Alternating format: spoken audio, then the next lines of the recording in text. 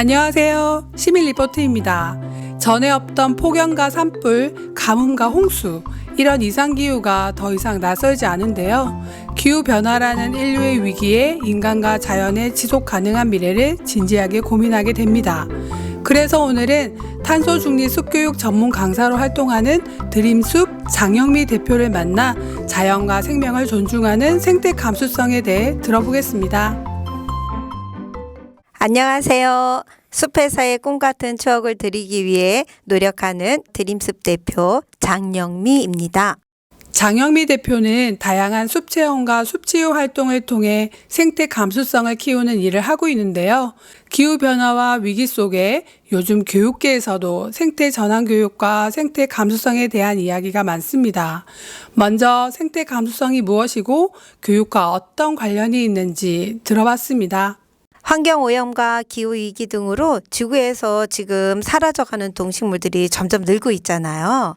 모든 생명이 위기의식 없이 살도록 하기 위해서는 인간 중심의 사고를 버려야겠죠.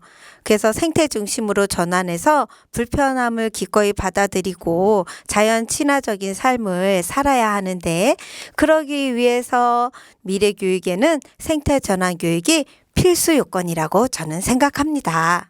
도시 생활에 익숙해지고 있는 우리 모두에게 생태 중심 교육이 필요하겠지만 특히 아이들에게는 더욱 중요할 것 같은데요. 장영미 대표와 동료들이 하고 있는 숲교육 프로그램은 어떤 것인지 들어봤습니다.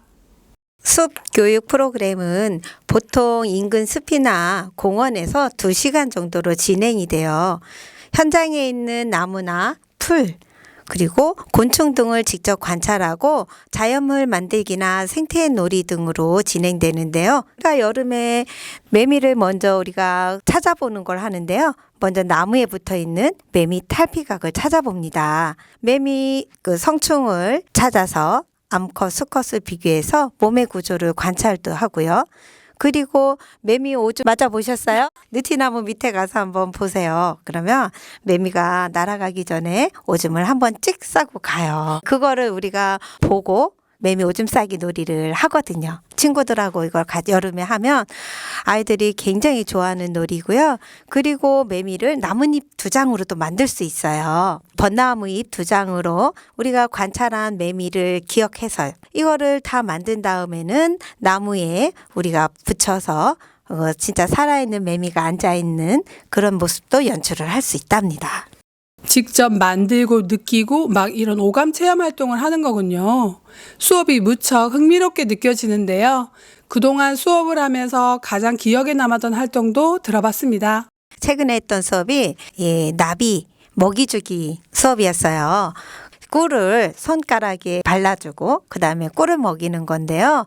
자, 이거를 하기 위해서는 먼저 나비 한 사리 과정을 좀 알아보고요. 그리고 나비 애벌레를 직접 관찰도 해봅니다. 그런데 그 나비 애벌레를 누구나가 좋아하지는 않거든요. 그래서 무조건 다 만지게 하는 게 아니라 우선 애벌레도 다치지 않도록 주의사항을 주고 마음의 준비가 된 친구들에 한해서 손 위에 올려놔 주죠. 애벌레를 가지고 우리가 곤충의 몸 구조를 관찰해 보는 거예요. 우리는 코로 숨을 쉬잖아요. 네, 그렇죠. 그런데 곤충은 배에 숨구멍이 있어요.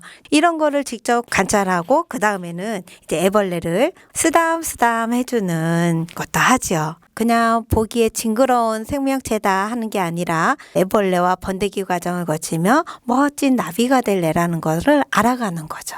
자연계에서는 모두가 필요한 존재라는 것을 알아가는 거예요. 그런 수업은 평생 못 잊을 것 같은데요.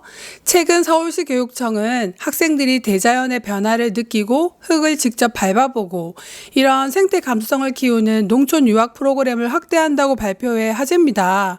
장영미 대표는 이슈가 되고 있는 농촌 유학 프로그램을 어떻게 생각하고 있을까요? 봄이 되면 냉이 캐고 여름에는 물놀이 하고 그다음 겨울이면 비닐포대에 볏짚을 깔고 넣어서 눈썰매 타고 이렇게 해가 지도록 놀았거든요. 근데 그렇게 놀았던 경험이 지금 어른이 되어서 가끔 힘든 일이 있을 때 저를 지탱해주는 힘이 되더라고요. 근데 요즘 도심에서 사는 아이들은요, 흙 밟는 일조차 거의 없어요. 농촌 유학 프로그램 같은 것들이 전국적으로 확대된다면 도시의 아이들이 자연을 좀 더 접하고 살아있는 생태 체험을 경험함으로써 생명을 존중하는 마음을 가지고 그래서 생태 감수성이 길러지면 그것이 곧 아이들을 건강하게 하고 또 지구를 살리는 일이라고 생각하는 거죠. 장영미 대표 이야기를 듣다 보니 청취자 여러분의 생각은 어떨지도 궁금해지는데요. 오늘 방송을 계기로 생태 감수성을 키우는 여러 가지 교육과 정책에 대해 생각해 보시면 어떨까 하는 바람이 생깁니다.